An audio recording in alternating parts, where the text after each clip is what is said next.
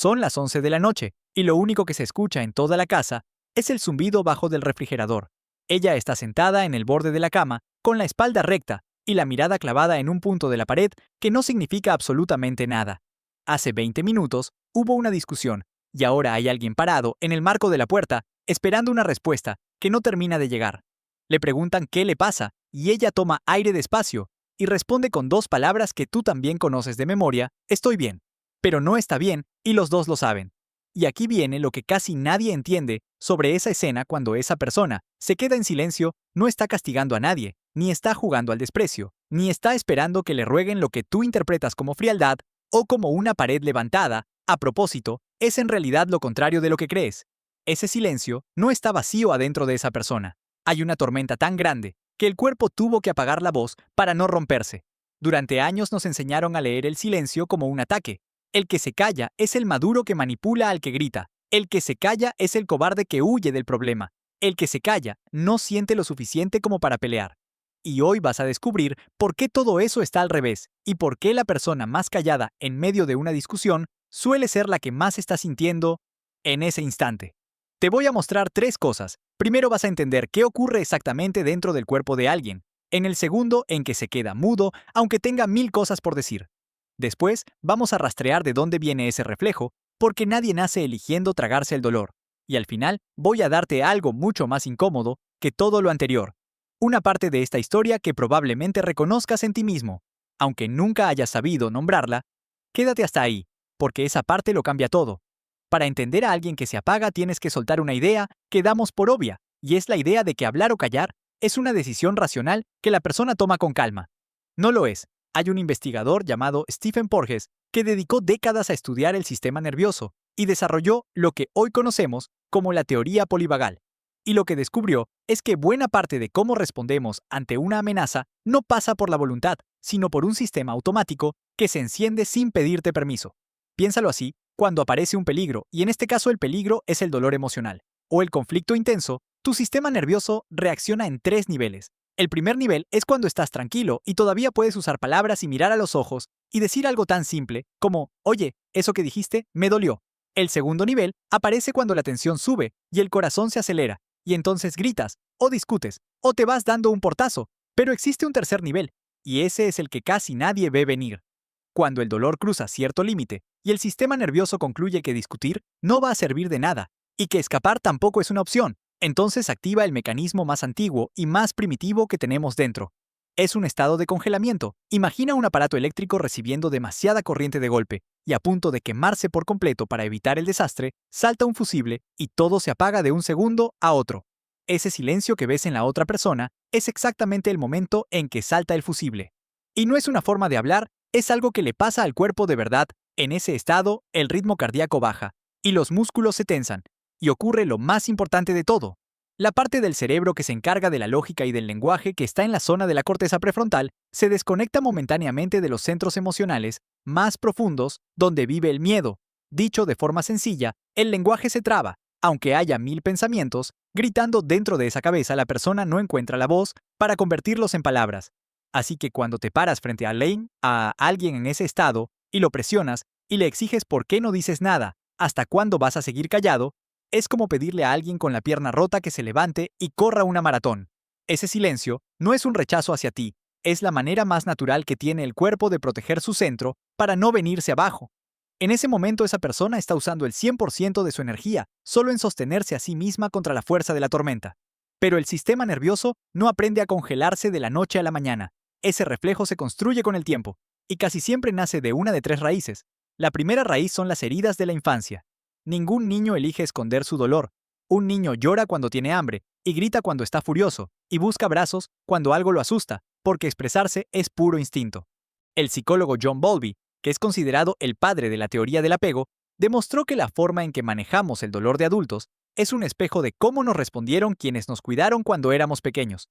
Si un niño crece en una casa donde llorar molesta y donde la rabia se castiga y donde la tristeza se ignora, ese niño arma en su cabeza una ecuación brutal: mostrarme vulnerable significa perder cariño, y perder cariño significa peligro.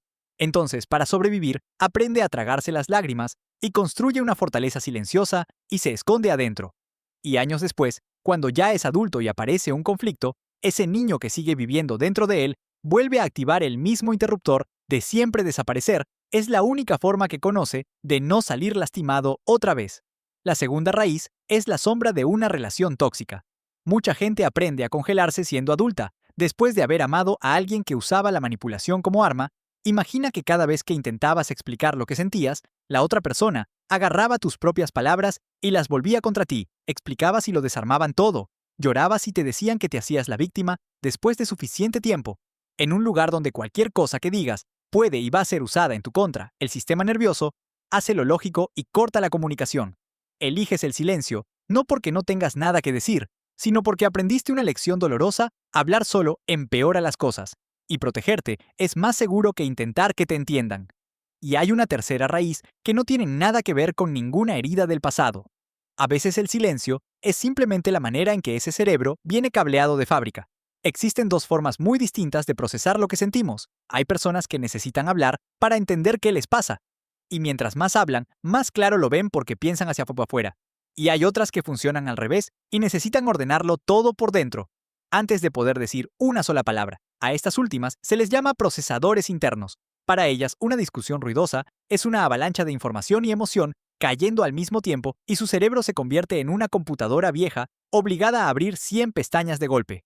Si las empujas a responder ya mismo, el sistema se traba. Ese silencio no es evasión ni terquedad. Es una pantalla de carga. Venga de donde venga, de una infancia herida, o de una relación que dejó cicatrices, o simplemente de la forma en que ese cerebro está armado. Hay algo que siempre es cierto. Ese silencio nunca está vacío.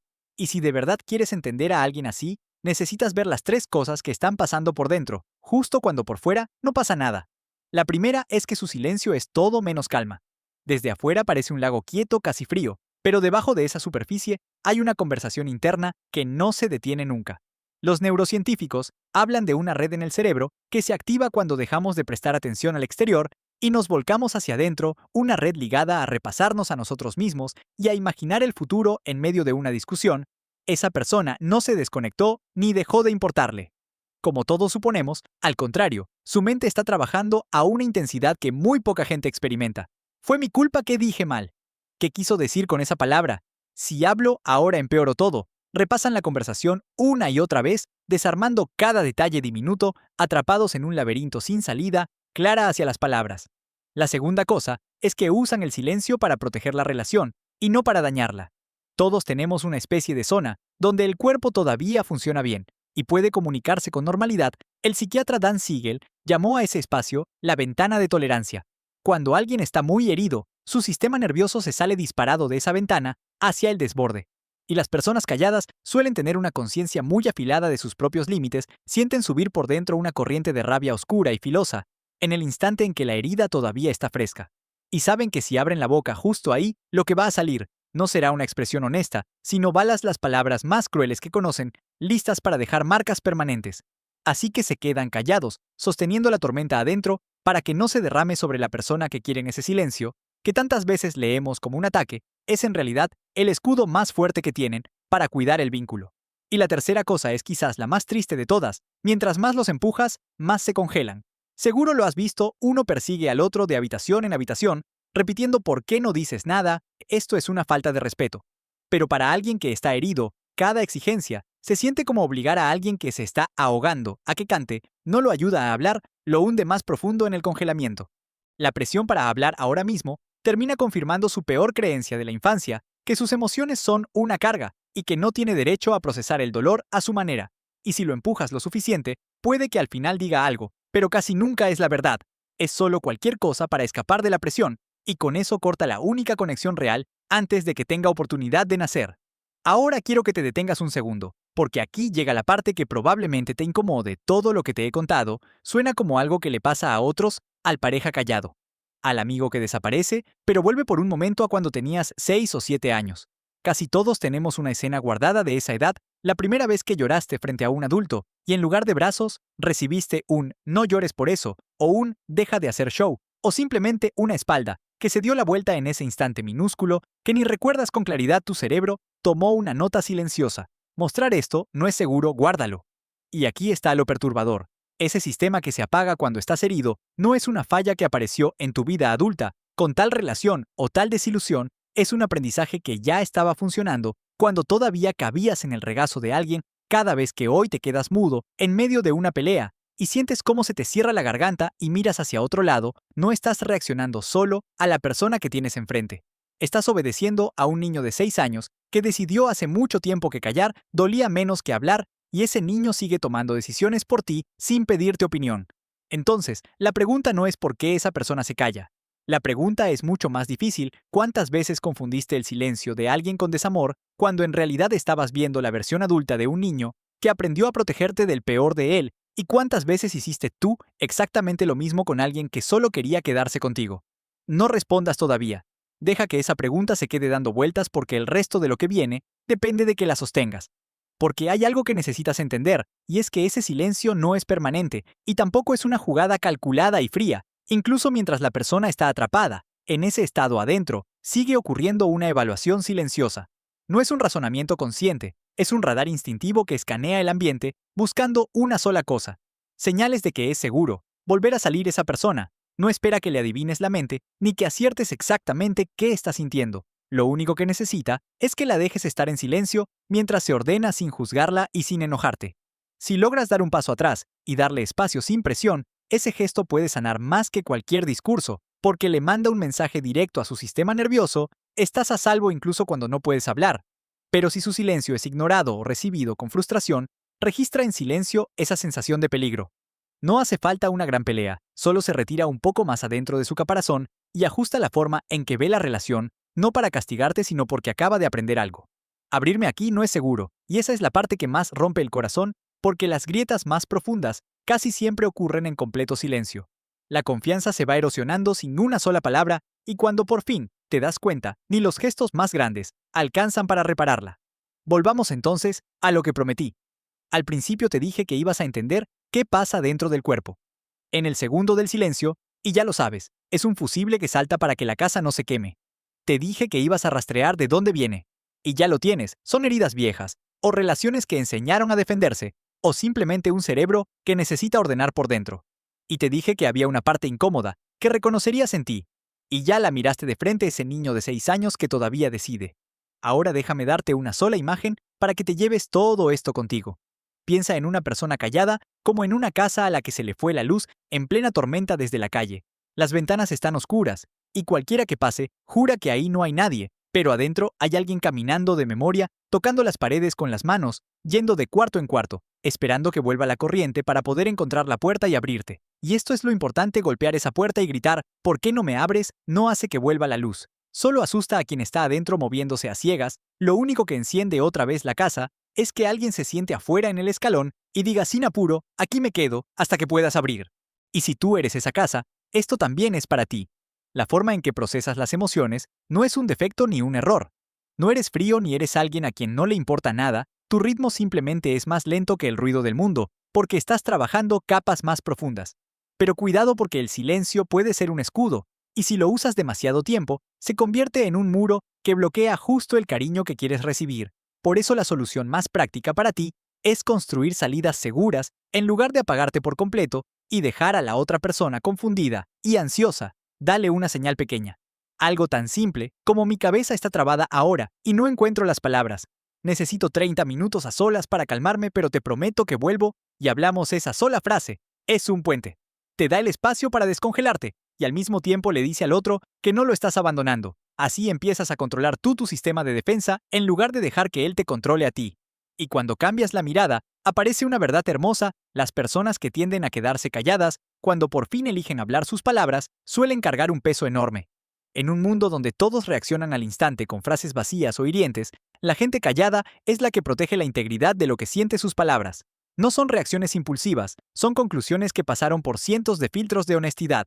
No lanzan acusaciones solo para ganar una pelea. Cuando dicen «me dolió», es porque ese dolor ya tocó fondo, y cuando dicen «te valoro», es una promesa que ya sobrevivió a la tormenta del silencio. Esas personas no están rotas, no son demasiado ni son imposibles de entender.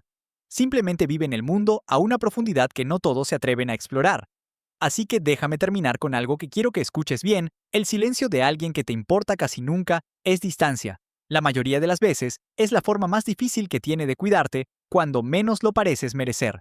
Y si hoy te viste a ti mismo en esta historia, Recuerda que tu manera de callar no te hace menos, te hace alguien que siente hondo, esperando encontrar a la persona capaz de sentarse contigo en la oscuridad sin miedo. Y ahora quiero saber, ¿cuál de estos tres eres tú? ¿El que aprendió de niño que mostrar dolor costaba cariño, el que se volvió mudo después de una relación que usaba sus palabras en su contra? ¿O el que simplemente necesita procesarlo todo por dentro antes de poder hablar?